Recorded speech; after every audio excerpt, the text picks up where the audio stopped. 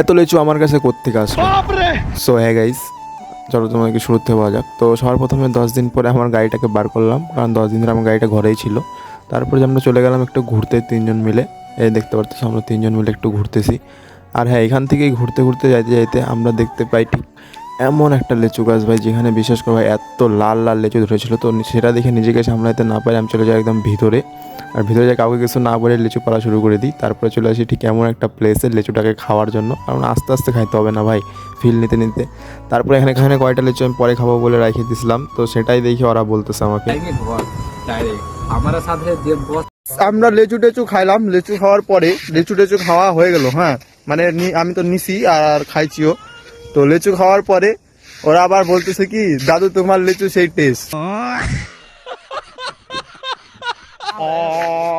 So এরকম আরো mini blog দেখার জন্য সাবস্ক্রাইব করো তোমার ভাইয়ের চ্যানেলটাকে। Thank you.